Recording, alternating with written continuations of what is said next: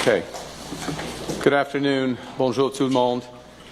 Today my cabinet colleagues and I met to discuss Canada's response to the latest developments in the trade crisis. Yesterday, in the latest salvo in his trade war, President Trump again imposed unjustified tariffs on our nation in violation of our existing trade agreements. This time, he targeted the auto industry and the more than 500,000 hardworking, dedicated Canadians that industry supports across our country.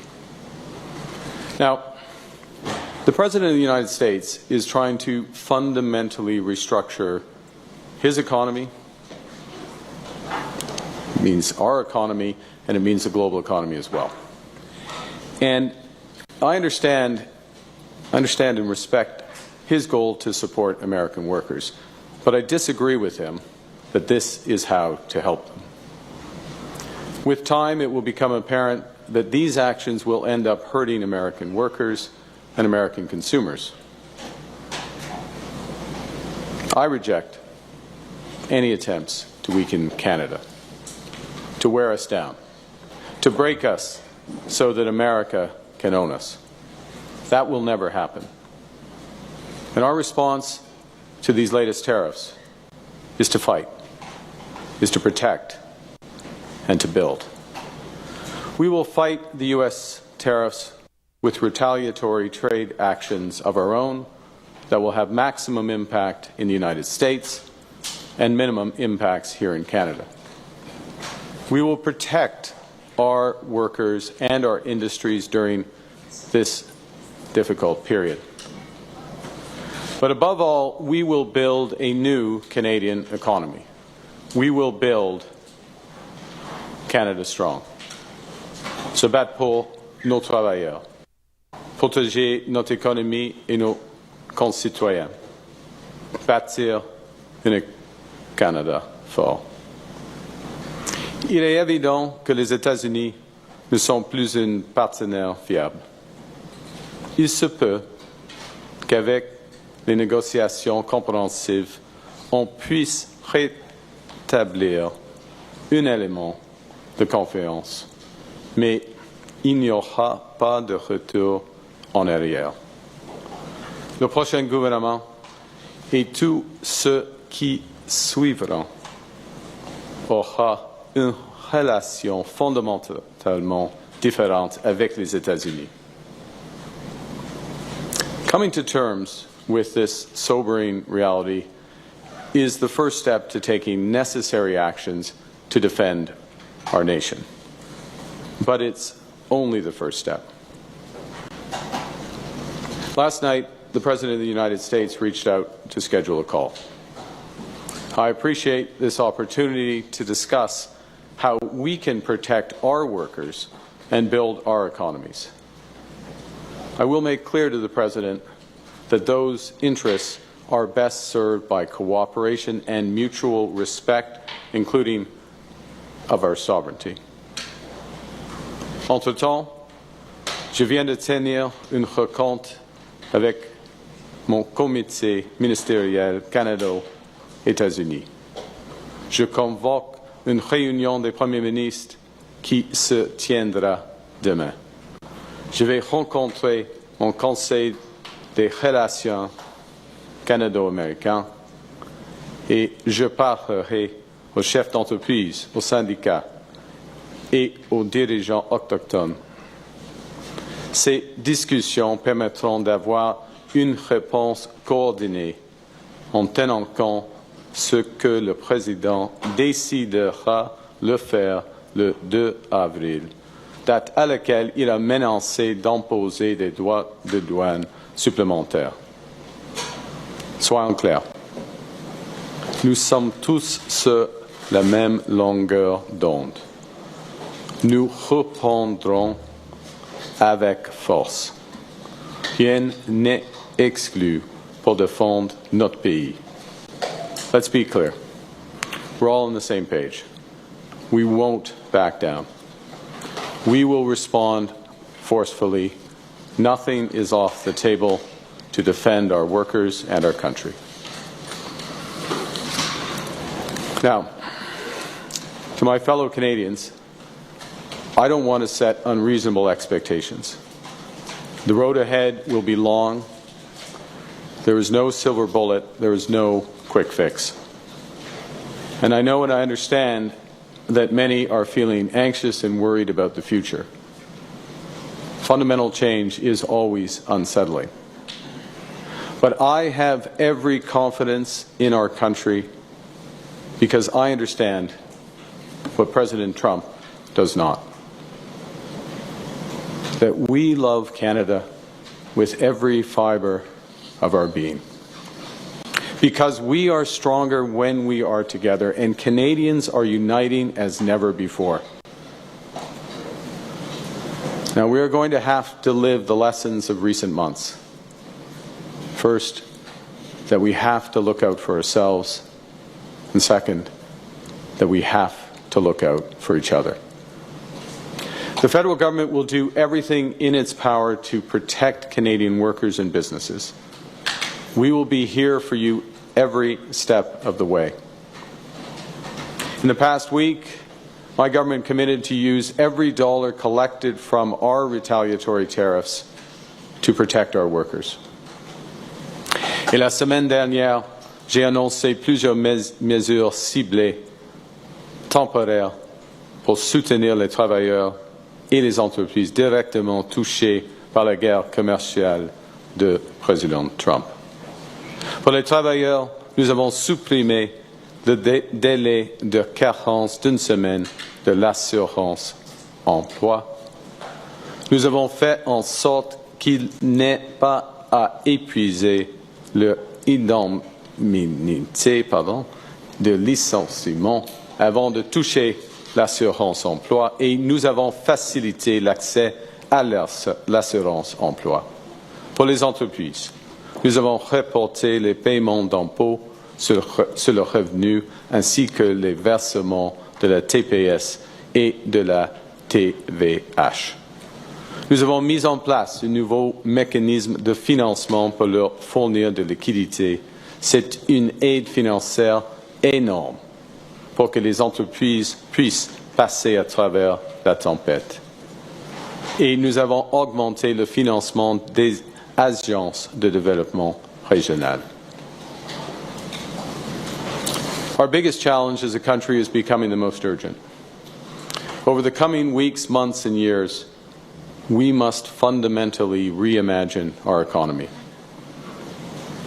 We will need to ensure that Canada can succeed in a drastically different world. The old relationship we had with the United States, based on deepening integration of our economies and tight security and military cooperation, is over. What exactly the United States does next is unclear. But what is clear is that we, as Canadians, have agency. We have power. We are masters in our own home. Nous sommes maîtres chez nous. We can control our destiny. We can give ourselves much more than any foreign government, including the United States, can ever take away.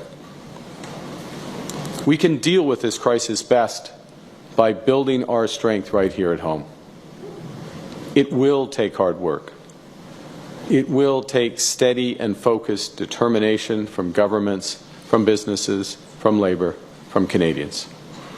We will need to dramatically reduce our reliance on the United States. We will need to pivot our trade relationships elsewhere. And we will need to do things previously thought impossible at speeds we haven't seen in generations. But we can make ourselves more productive and therefore more competitive. We can break down internal trade barriers. We can build a stronger and more resilient economy. And that's what I'm squarely focused on as your Prime Minister. During my first 9 days as Prime Minister, I came to an agreement with the provinces and territories to remove all exemptions under the Canada Free Trade Agreement.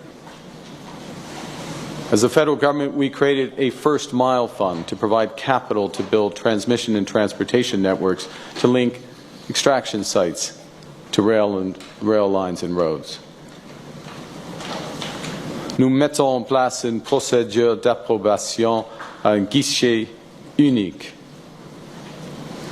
Nous éliminons les excisions fédérales créant des doublons en reconnaissant les évaluations provinciales pour les grands projets.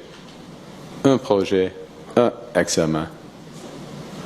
Nous présentons une législation d'ici le 1er juillet pour que les marchandises puissent circuler dans tous les pays sans barrières. Nous supprimons les barrières fédérales qui empêchent les provinces et les territoires de faire un commerce les unes avec les autres. My government is committed to removing any labor mobility restrictions for federally regulated professions by Canada Day. And we're now working with the provinces to identify projects of national significance in order to accelerate the time frame to build them. Hier, je me suis engagé à créer un fonds de réponse stratégique pour le secteur automobile. Un fonds de 2 milliards de dollars qui protégera les emplois des travailleurs touchés par les tarifs de M. Trump. We will create an all-in-Canada network of supply chains for the auto manufacturing components straight through to Canadian steel and aluminum and critical minerals. And we committed today to create similar strategies in other sectors that are under threat from President Trump's tariffs. All of these initiatives will go a very long way to offsetting the costs of these tariffs if they are permanent, and they will help to realize our potential as a nation. But there's even more to do. And that's why I chose to go to France and the United Kingdom, two long-standing and reliable partners, friends, and allies of Canada. And it's why the time will come for a broad renegotiation of our security and trade relationship with the United States. It's why I will work intensively with our partners in business, in labor, the territories and the provinces to find more ways to help Canadians through this crisis and to ensure that our great country emerges stronger than ever. In recent weeks, Canadians have done their part to unite in defense of our country. To unite also in defense of our way of life. It's my solemn promise as your Prime Minister to do the same. It's my solemn promise that when President Trump threatens us again, we will fight back. We will fight back with everything we have to get the best deal for Canada. We will build an independent future for our country stronger than ever. We will stand up for Canadian workers. We will stand up for Canadian business. We will stand up for our history, our values, and our sovereignty. We will stand together to build Canada strong, Canada free, Canada forever.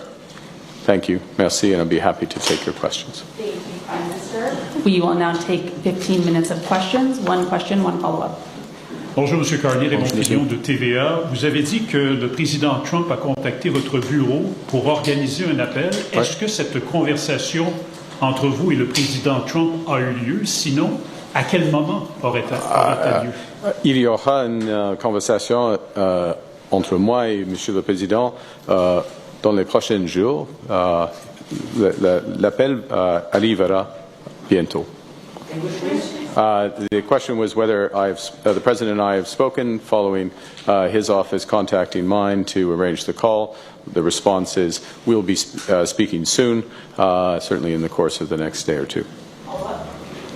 Ça fera 2 semaines demain que vous êtes Premier ministre du Canada. Ouais. Est-ce que ce n'était pas une erreur de votre part de ne pas avoir eu une conversation encore en date d'aujourd'hui avec le président? Est-ce que vous auriez dû lui parler avant, M. Trump? Non, il y a des conversations entre les ministres, par exemple, le ministre des Finances, le ministre des Affaires étrangères, les ministres des échanges internationaux avec leurs homologues américains. Ils sont dans des conversations souvent.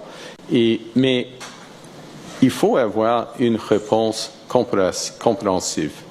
Et tout le monde le sait que le 2 avril, il y aura des autres initiatives, des autres menaces tarifaires des Américaines. Alors, après tout cela, on peut avoir une réponse plus grande.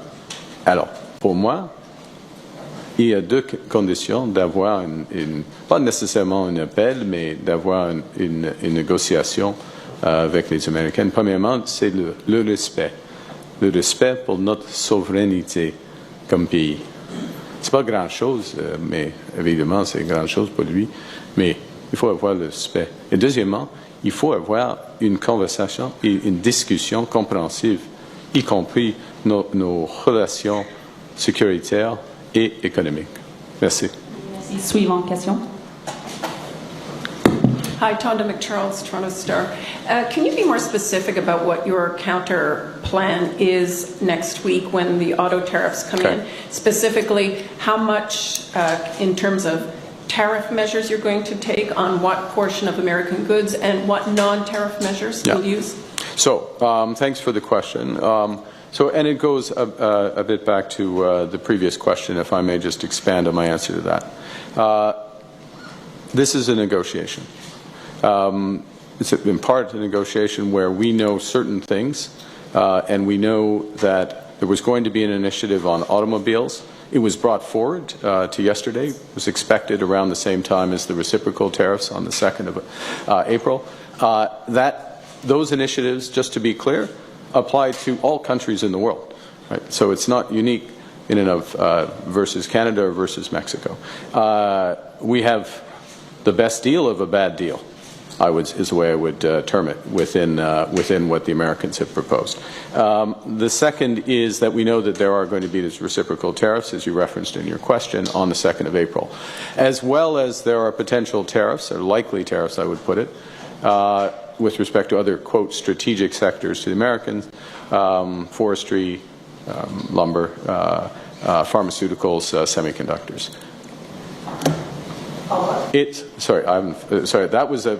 There was a comma after that. I'm sorry. It was a very long set of conditions, but it was to set up the point, which is that we have a number of measures that we can take in response to those initiatives.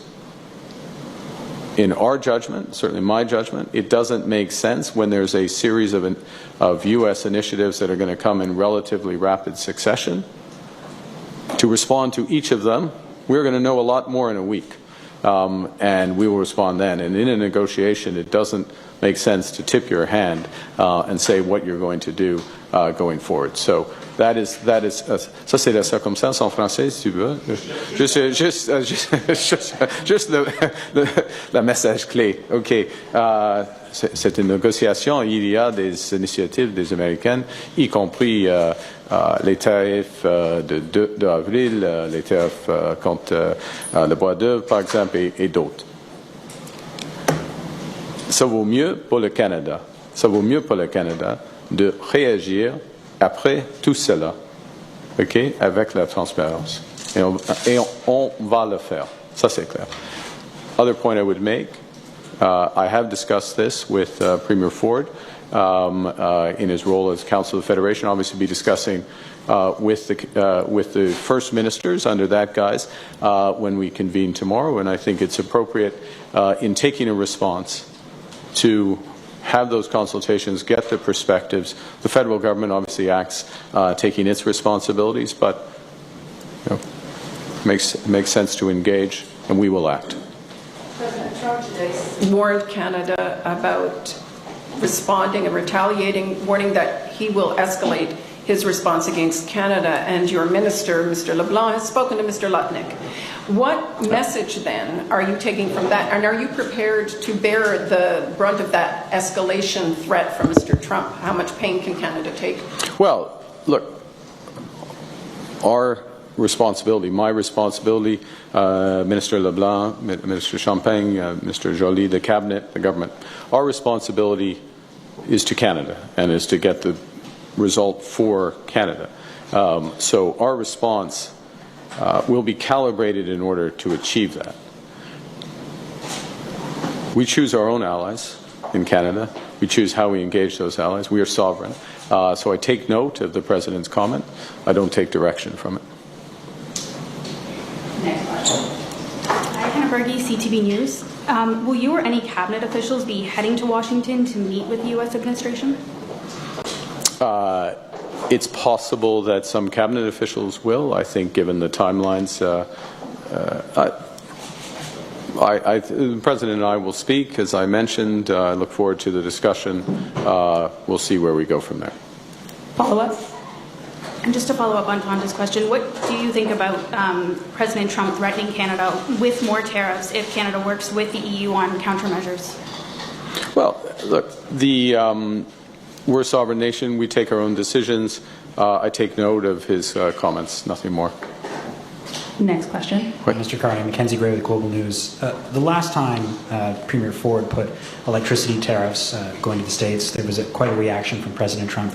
When you're considering what the retaliatory tariffs that you bring in the future, is there a consideration to put retaliatory or export taxes on Canadian energy going to the U.S.? Look, we have many options, and we will use them. We will use them judiciously. And so, on oil and gas, that is an option that you're considering putting an export tax on? Look, yeah, as I said a moment ago to Ms. McCharles, it's a negotiation. You act when you act. You don't pre-commit. Thank you. Next question. Oui, bonjour, Monsieur Carney. Bonjour. Pour faire suite à la question de mon collègue, quand même, il y a eu une escalade, vous l'avez dit vous-même. Est-ce que c'est de plus en plus probable que le Canada décide de mettre une taxe sur ses exportations d'énergie? Est-ce que la probabilité a augmenté? C'est une option, mais pas plus que ça. Pas plus que ça. Follow-up? Je veux vous amener sur un autre sujet. Hier, quand vous étiez à Kitchener et que vous avez parlé avec des sympathisants libéraux, vous avez dit que vous avez besoin d'un gouvernement majoritaire parce que vous voulez faire des gros changements. Est-ce que ça pourrait être perçu comme un excès de confiance de votre C'est pas un excès. C'est pas un excès de confiance. Il faut gagner chaque vote. Mais ce qui est nécessaire, surtout dans cette situation, est que le gouvernement a un mandat clair et fort. Ça vaut mieux d'avoir un mandat clair et fort afin d'avoir une grande négociation, une négociation compréhensive, une négociation probablement la plus importante négociation pendant notre vie, surtout pendant ma vie. Hein. Quand je suis né, le pacte d'auto a été créé et maintenant c'est fini. C'est fini avec les tarifs. Hein. Alors, c'est très sérieux cette situation. C'est très sérieux les tarifs sur l'aluminium et l'acier. C'est très sérieux la possibilité des tarifs sur le bois d'œuvre et tout cela. Alors, il faut avoir un mandat clair et fort. Et j'essaie de l'avoir, mais on verra. Madame. It's important to have a strong and clear mandate coming out of this election, given the seriousness of the situation in autos, in forestry, in aluminum, in semiconductors, across a range of industries. We haven't seen, this is the biggest, if I didn't say this exactly, but I'll resume, the biggest crisis in our lifetimes. And the government is going to need to act, and the stronger the mandate is, the more effective we are going to be getting the best deal for Canada with respect to the Americans. Madame. Suivante question. Bonjour, Monsieur Carney, Laurence Martin de Radio-Canada. L'Ontario semblait croire qu'il pourrait être touché par des tarifs moins importants sur l'automobile que peut-être d'autres juridictions. C'est correct. Est-ce que c'est vrai? C'est vrai. C'est votre compréhension? Oui, ouais. OK, continue et je vais répondre. Non, mais c'est ça ma question. Est-ce que c'est ce que vous avez compris aussi? Les tarifs, par exemple, pour le Japon et la Corée et pour l'Union européenne, en effet, c'est plus grand que les tarifs pour le Canada, pour le Canada. Mais 25%, c'est grand. Et c'est des tarifs pour des autos et des pièces. Alors, Suivant. The question is, in effect, the tariff for Canada on autos is lower than the tariffs, the effective tariffs for Japan and Korea and other jurisdictions, because there are other supplemental aspects to those tariffs. But that said, the tariff is 25%, and it's significant going from. Anyways, I think you follow the point. Yes. Quand vous allez parler à M. Trump dans les prochains jours, ouais. À votre avis, là, quelles sont les chances que vous le fassiez reculer sur les tarifs sur l'automobile?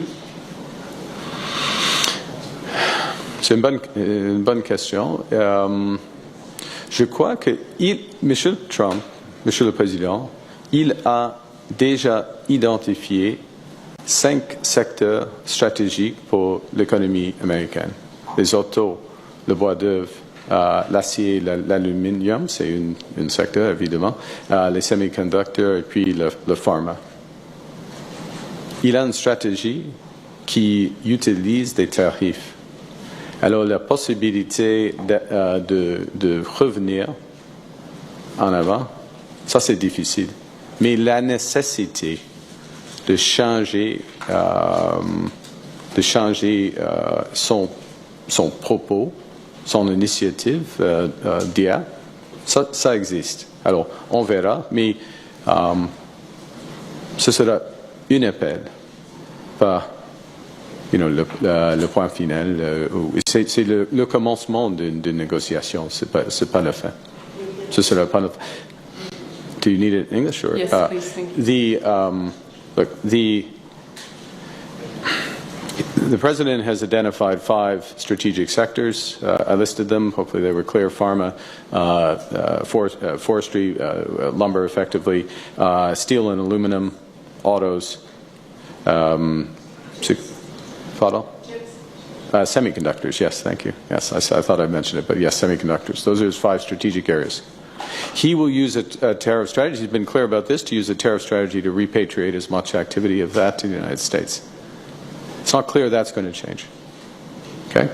But what I said was, what I emphasized, what's essential is that there are huge parts of the auto sector where it will be necessary to change, or the damage to the U.S. economy will be much greater.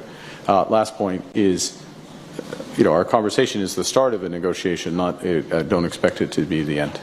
Last question. Emily Haas, Globe and Mail. Do you have a strategy to save the auto industry that doesn't rely on U.S. market access? Yeah. This is a crucial question, and I'm going to broaden your question if I may. I'm going to broaden the question to the 5 strategic industries I just referenced, all of which are important to Canada.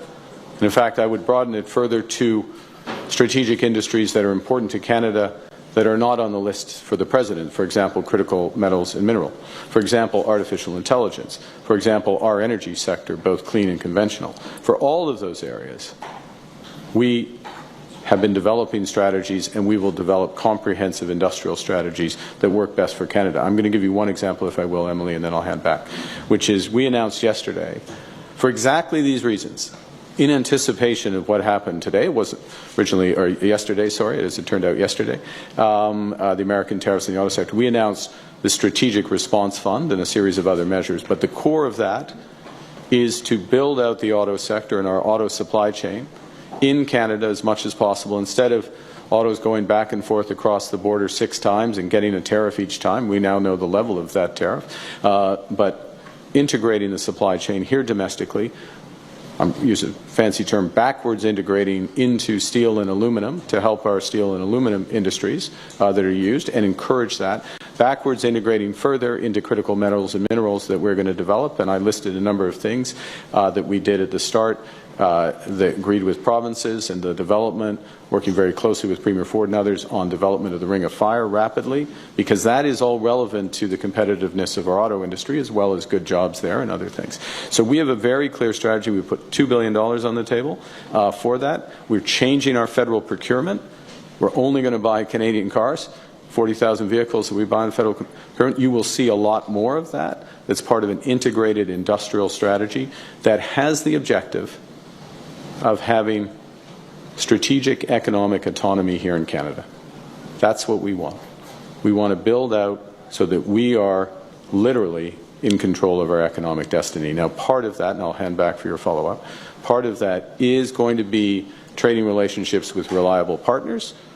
The question that hangs over all of this with the United States is there going to be a point in the future through a negotiation where in certain sectors, Canadian workers, Canadian businesses, Canadians as a whole can have that confidence in terms of a deeper commercial relationship with the United States in certain sectors? That remains to be seen.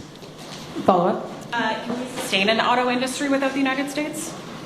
We can sustain an auto industry with, we can sustain an auto industry with the U.S. having tariffs, with access to other markets, provided we engage very deliberately in partnership, government, business, labor, to reimagine the auto sector and retool that auto sector. And that's very much what we're putting on the table, we're engaged with doing. It's part of the reason why I was in Windsor and through southwestern Ontario yesterday. That's part of the reason why I was meeting with the president of Unifor. To how do we work together with labor on exactly this issue. But I'll go back to what I said a moment ago, and this is a key message for Canadians. We are going to have to do some things very differently. We're going to have to make some big changes, but we can make those big changes. We do have options. We do have agency. We do have power. We do have the resources, particularly if we work together. And so there is a big silver lining in this situation. We didn't ask for this fight. We've got it, and we're going to fight back. We're going to protect workers in the short term. But we're taking the lesson. We have to look after ourselves. We have to build Canada strong. Thank you, everyone. That concludes today's press conference. Thank you. I think, in fairness,